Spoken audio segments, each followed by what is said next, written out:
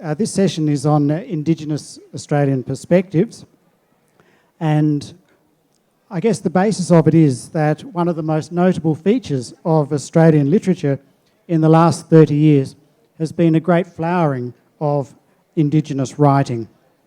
And this writing has been instrumental in raising understanding about the richness of Aboriginal culture and Torres Strait Islander culture, and also in revealing the truths, often the hidden truths, about Indigenous experience in Australia.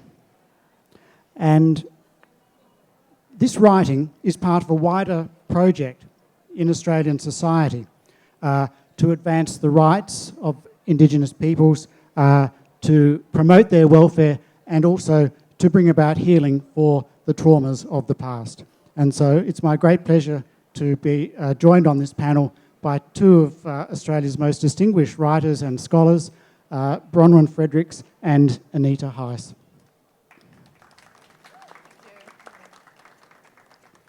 So we're going to have a conversation, a sort of Q&A, and I'm just going to start straight off and ask Anita how you began your journey as an author, and did you always aspire to be a novelist? Oh, good question to start with. Thank you, Kieran, and thank you for joining us today. I know there's lots of different panels you could be going to. It's interesting, in your introduction you mentioned the word truth and the recording of truth, and I never imagined when I was a young girl that I would be in Hyderabad at a literary festival, or that I would have attended the Jaipur Literary Festival or the Calcutta Literary Festival, because I didn't read. I didn't come from a home with books. I came from a very poor working class family. My mother was born on an Aboriginal mission under the Act of Protection. She didn't have schooling. My father was an Austrian migrant. So I never had role models who were readers. I wanted to be a nun because I went to a convent school. I wanted to be an air hostess because I thought it was glamorous. And at one stage I wanted to be a movie star. But maybe now I'm in India, I could be a Bollywood movie star or something.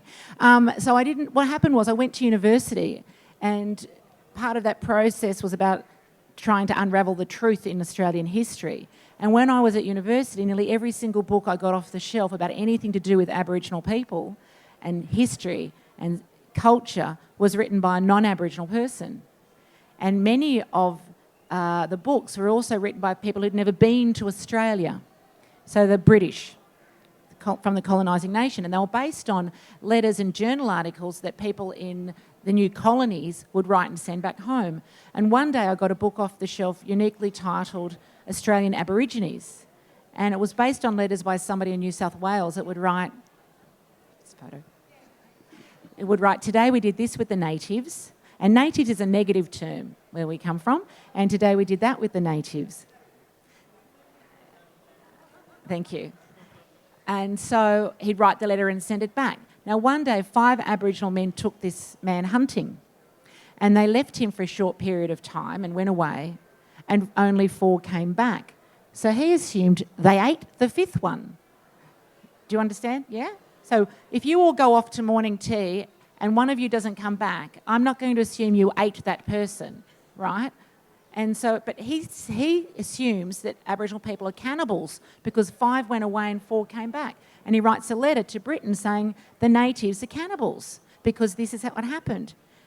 Now, that book I read, it became a history book taught in Australian universities. And 100 years later, I get the book off the shelf and for the first time hear about cannibalism in our culture, which has never been part of our culture. And I knew that, but how many people had read that book and not known that? And I had 2 epiphanies. One was that the recording of history is completely subjective, and the way in which the colonisers remember and record history is significantly different to the way in which the colonised people remember and record history. So we all write and read through a lens. But the other epiphany was that I needed to write. And I wrote as the first person in my family to go to university, the first Aboriginal person to graduate with a PhD from the University of Western Sydney. I had a responsibility. And I wrote one book back in '96 called Sacred Cows, not imagining that I would then realise by starting to read more Australian literature that we were either misrepresented or underrepresented or not represented at all. And so I started writing because I wanted to fill the void in the Australian literary landscape. I wanted books in classrooms so that Aboriginal children could see themselves on the page, but non-Aboriginal Australian readers could understand the diversity of the nation that we live in, because we've only ever had Anglo characters.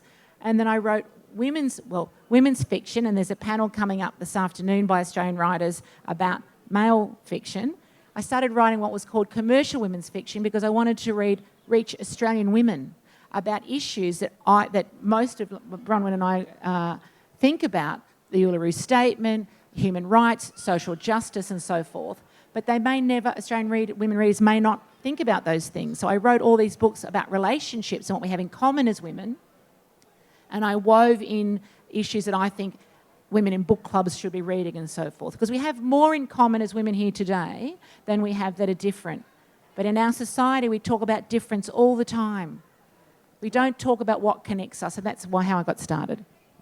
Talk about, for me, I grew up in a suburban, urban area, fairly poor. I did have books because my mum would make it that we would be going to the library. Education in our house through my mother was seen as a way out of poverty and a way to get choice and a way to get a job and a way to give decision-making to us all that you can't have without an education of some kind. And so at that time, my mum was working in a factory and my father was a labourer. And so I became the first person to go to university.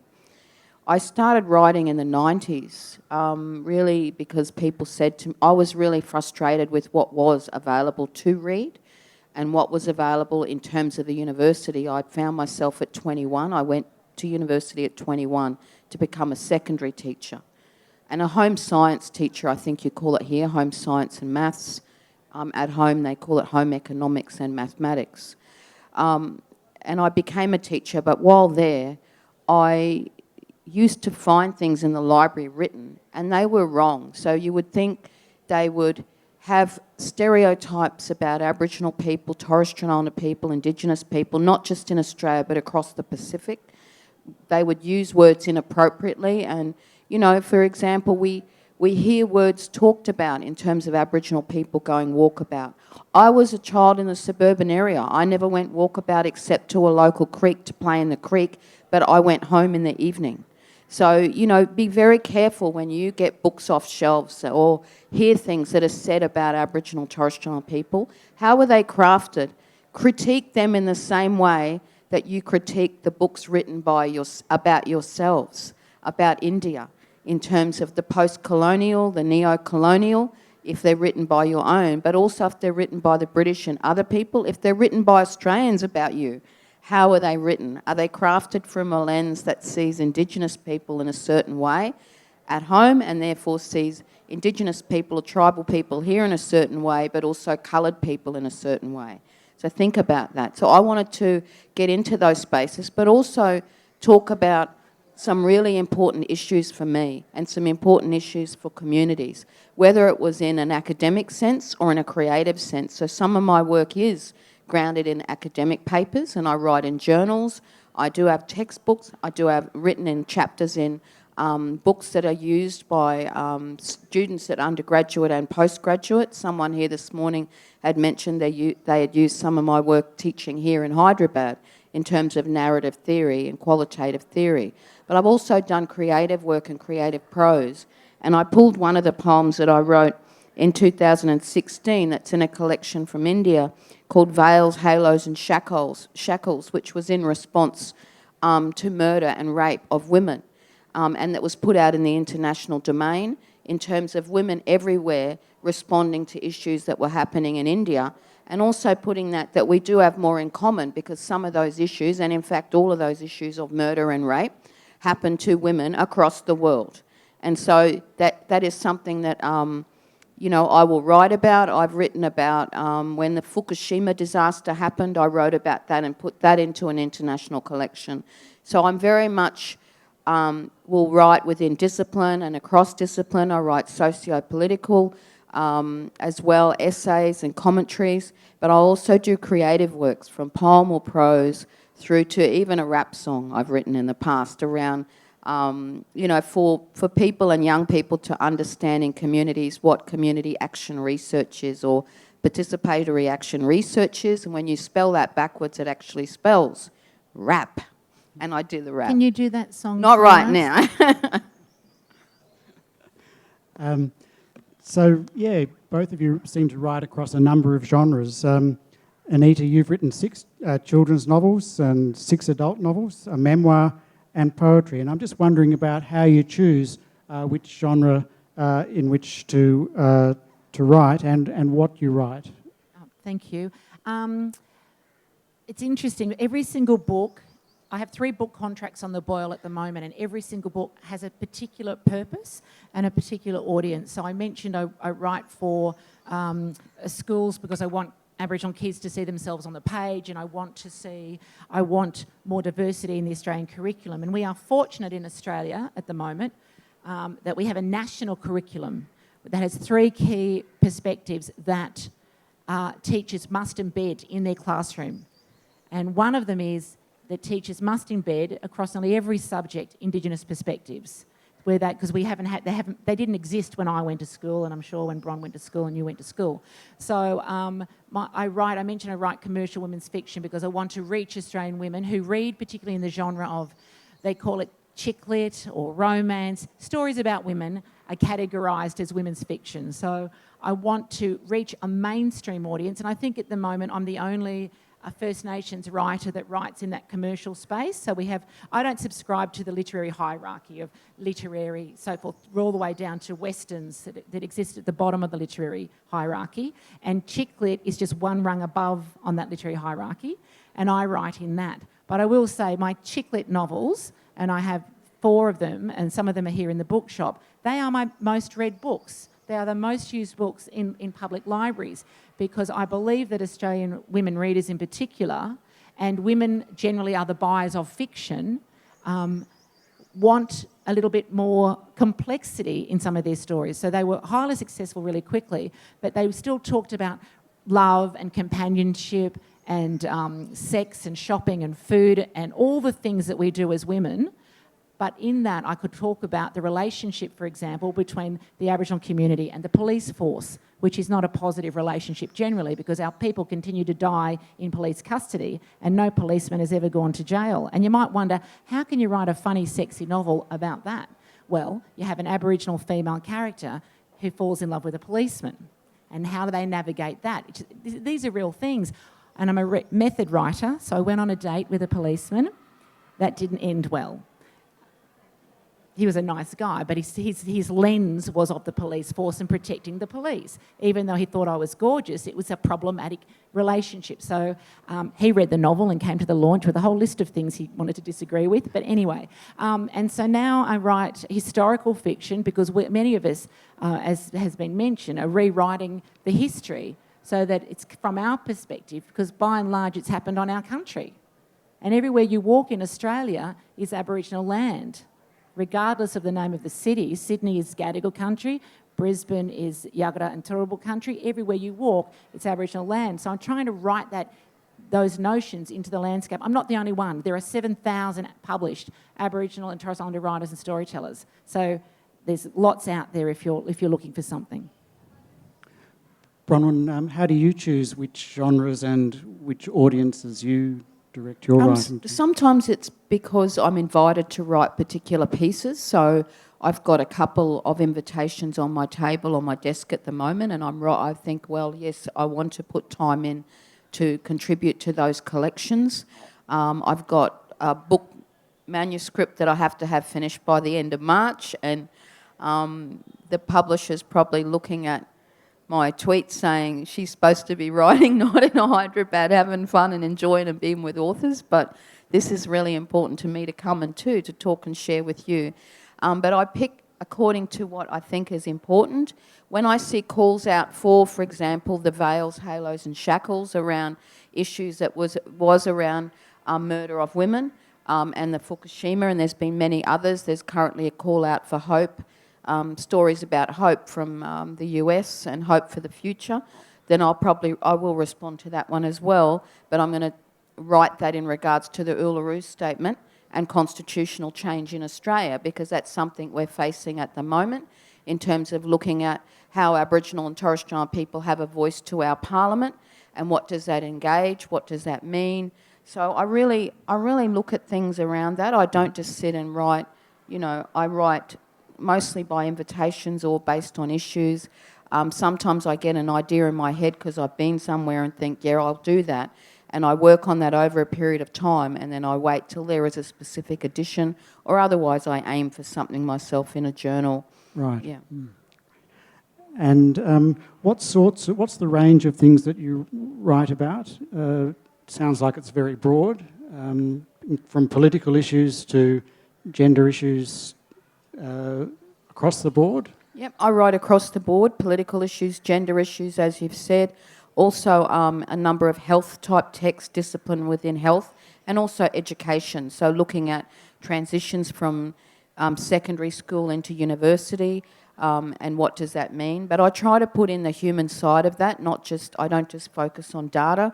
I look at the human stories and what is it that is about people within that, and unpacking the stories of why people make the decisions they do. And I guess that speaks to some of the social change writing that I do, or arguing for social change, trying to get people to make other decisions, whether it's about murdering and how women are killed, or whether it's about climate change, or whether it's about decisions about nuclear arms. Right.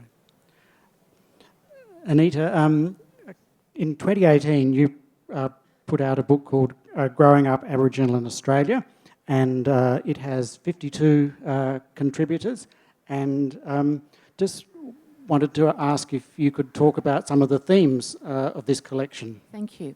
Yes, so we have Black Ink Press in Australia.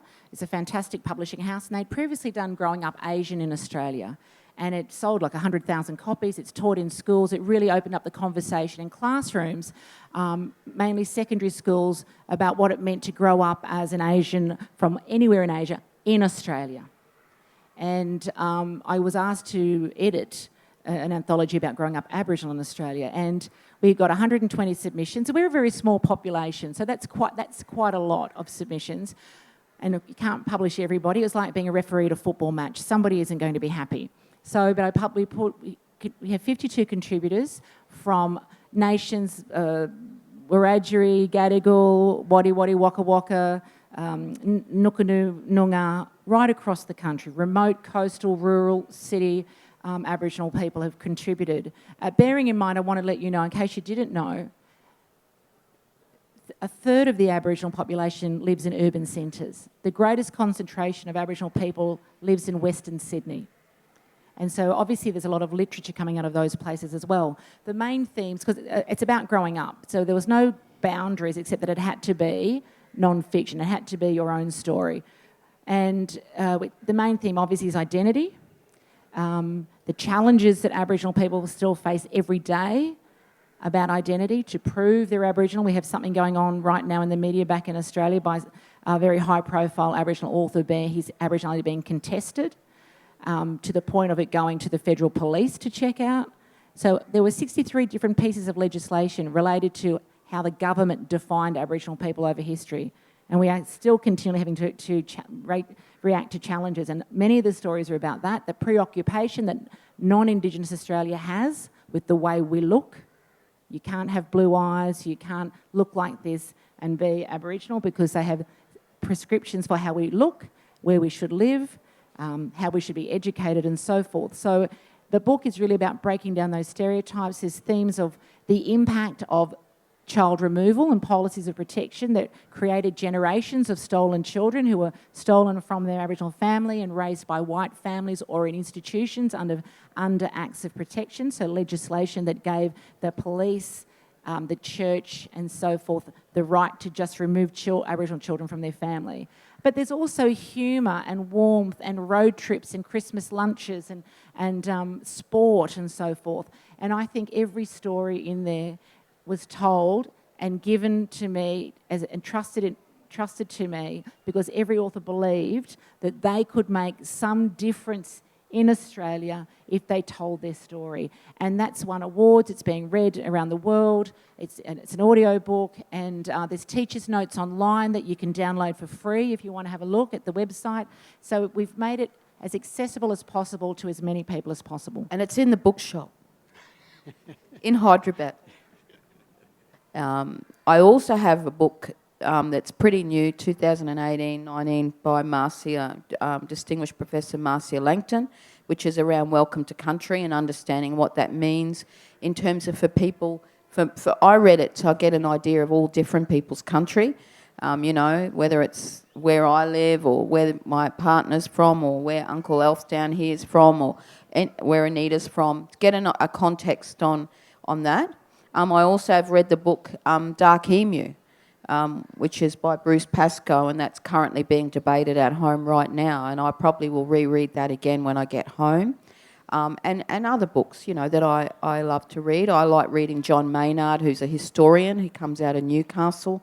John very much reveals history that is untold. You know, he's written about Aboriginal jockeys, you know, in terms of horse racing, sports heroes that have very little has ever been written or known about them. But he also reveals the truth of what's been said before, but revealing the truth from the Aboriginal side of that. So there's numerous authors. I also read texts on theory.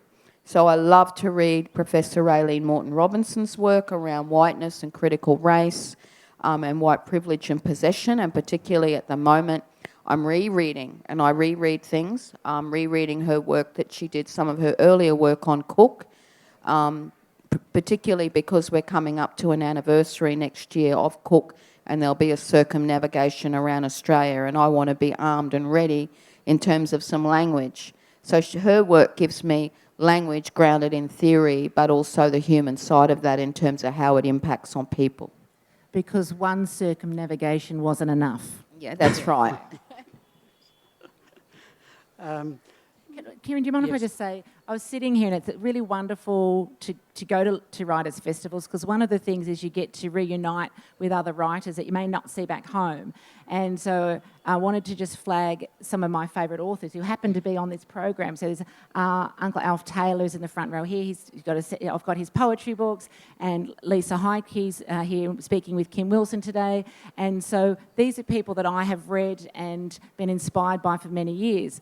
Many years, because we're all getting older. But so if you have an opportunity to go to their sessions or meet them or have a yarn with them at the bookshop, please do so, because we don't know if we'll ever get back to Hyderabad again. I just wanted to say that. Yes. Bronwyn, you were just talking then about rereading and researching for events that are coming up, and I think, Anita, that research is also part of your methodology when you write as well. So I spend more time researching than I do writing. So I can write 90,000 words in a couple of months, but will have spent maybe 18 months doing research. So one of my books, Barbed Wire and Cherry Blossoms, is about Aboriginal involvement in World War II and life in Cowra, where we had a prisoner breakout called the Cowra Breakout. So on the 5th of August 1944 at 2 a.m, a bugle sounded and 1,200 Japanese soldiers attempted to break out of this prisoner of war camp. It's a very famous story in Australia.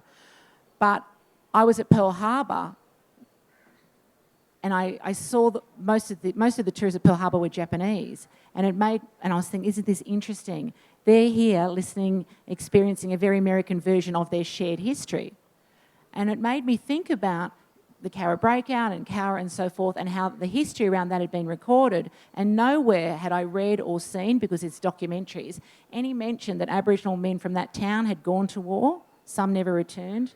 No mention that at 4.5 miles in a direct line from that prisoner of war camp was another camp where Aboriginal people lived with less rights than prisoners of war. And my mother was alive during the breakout, and I decided that I wanted to write this story. And I went to Cowra many times. I met with the Cowra Breakout Association. I met with the History Association. I spent many weekends in the library. It's a heritage listed site now where that prisoner of war camp is. And the town is very proud, and so they should be, of the reconciliation they formed with Japan post-war.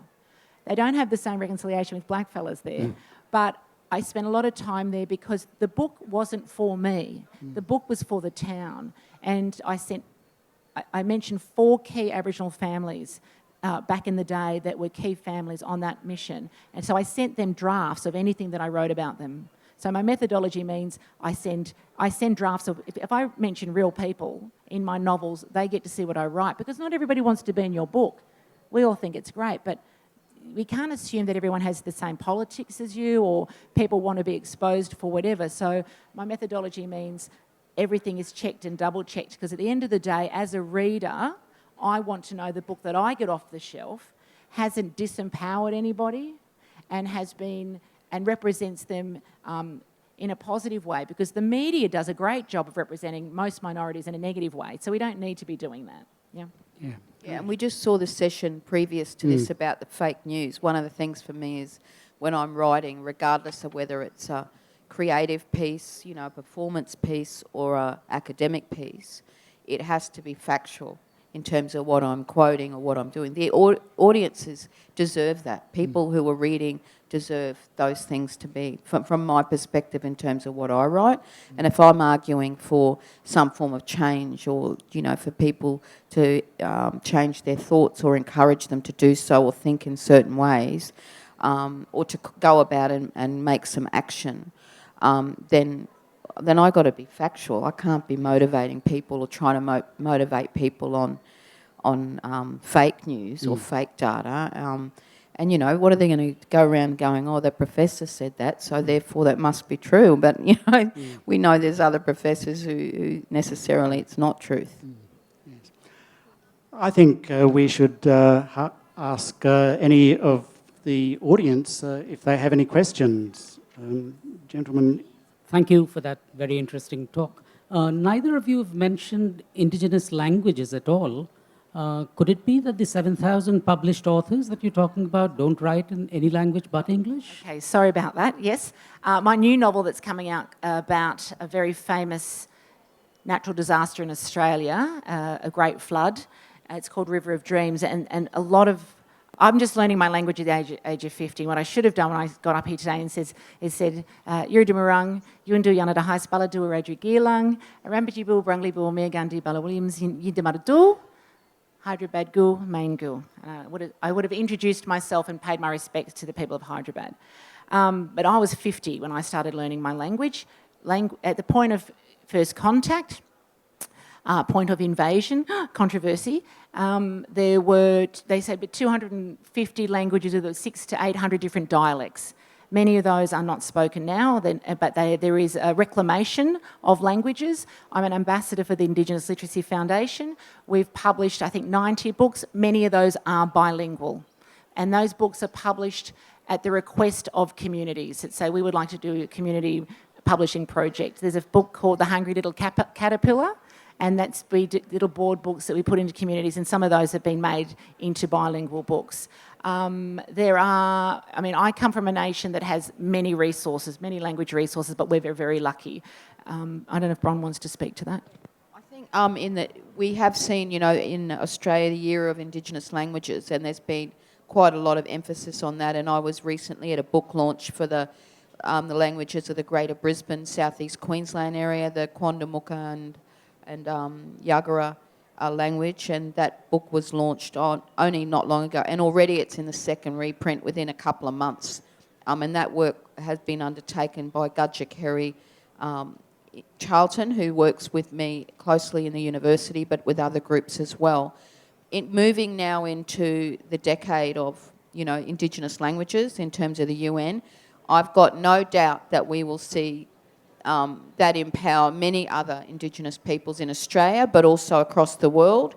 We can't speak for other peoples, but you can bet that there will be peoples who are utilising that decade to put emphasis into revitalising and researching and publishing in Indigenous languages, and then also dual, bilingual books.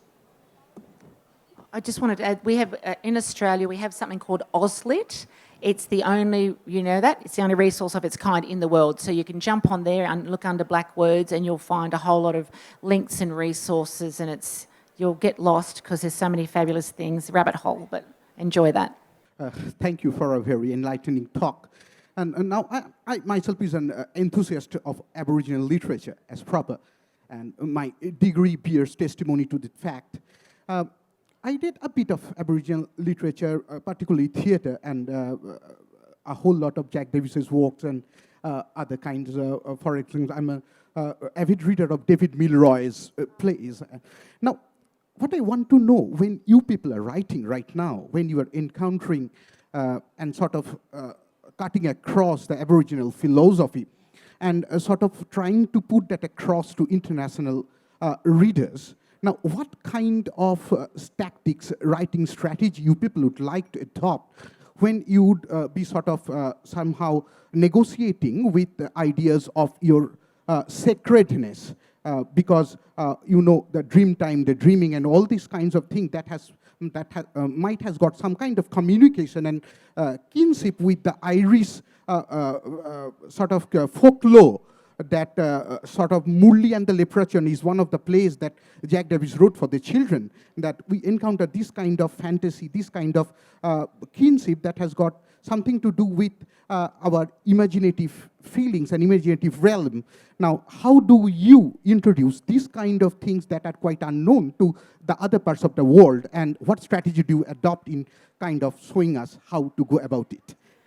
Okay, so I'm going to make this really easy. I write contemporary issues. I don't write about anything that's sacred or shouldn't be in the public domain. There are authors who do, people like Alexis Wright, sometimes the work like Plains of Promise and Carpentier and so forth may be categorised as magic realism, but that's not the work that I do. There are writers that do that. You can search those authors, and I don't know, I know this isn't your question specifically, I don't think, but I wouldn't be teaching or giving tips to non-Indigenous people on how to do that either, unless you were using it to do for your own work. I wouldn't be encouraging any non-Indigenous people to be trying to write about sacredness in any way. And we could do a whole panel on Chatwin, but we've run out of time. And I echo Anita's thoughts on that. I don't write in that area. It's not something I want to write in, and I also don't support those non-Indigenous people who write in those areas either. Yeah. Alf Taylor, you have a question? Yeah, I've got for the both girls there.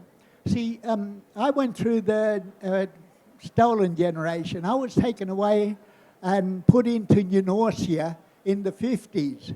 And I remember when we was about 5 or 6, Father Basil got us all together, all us 5, 6, 7-year-olds, and told us, he said, if you talk in your Aboriginal language or talk about your Aboriginal culture, God is coming down from heaven and sending you to hell. It's a mortal sin, and no more you'll see your mums and dads again. And sort of, I still remember it like it's yesterday. And I opened the window and all us boys looked at each other and we said, we want to see our mums and dads again. I said, yeah, let's get rid of the Aboriginality. See, that's how they worked on us. And this is the work from the government that encouraged these missionaries to come over here and implement the British way of life into our heads. That strategy, where's that gentleman gone? That strategy of disconnecting Aboriginal people from culture and language is a reason why we don't have a lot of work in our languages now, and why we've lost so many of them, because it was a strategy to disconnect people from country, community, family and identity, and eventually there would be, Aboriginal people would not be a problem to be solved any longer. But it didn't work because we're still here. So. And what people need to understand is, in the scheme of things in terms of the world, the British came to Australia in the late 1700s. They'd already been in America, or what we know as the USA now, or America. They'd been in parts of Africa. They'd been in other parts of the world, in Asia, in the Middle East. They'd been in southern Europe. They'd been around. They'd kind of learnt how to do things. They learnt how to create chaos, how to create trauma in the Indigenous populations. So in effect, when you read the history texts as told in the factual materials, in the source materials, and you read historians that write about those and the truth, you can very clearly see that how they brought things in from all the strategies they tried across the world into Australia to overlay and embed and implement and carry out within the populations wherever they travelled, and I'm talking about within the Aboriginal populations. I'm not talking about Torres Strait Islanders here because that was later. But you can really clearly see that. So in some ways we got the brunt of so much of what they'd already learnt, which has traumatised whole populations of people, and we still see that through the generations. We call that intergenerational trauma, and there's healing work being done around that. And people write about that too. People write about the healing. Okay, well, thank you all very much for your attention and your questions. Thank you. And we are around for a little while, so please come and ask any further questions. Come and talk to either Anita or myself or Uncle Alf's here, and there's other Australian authors here. Please make yourself known. Come and talk with us throughout today, and the people that are here tomorrow too. We're really happy to be here. Thank you.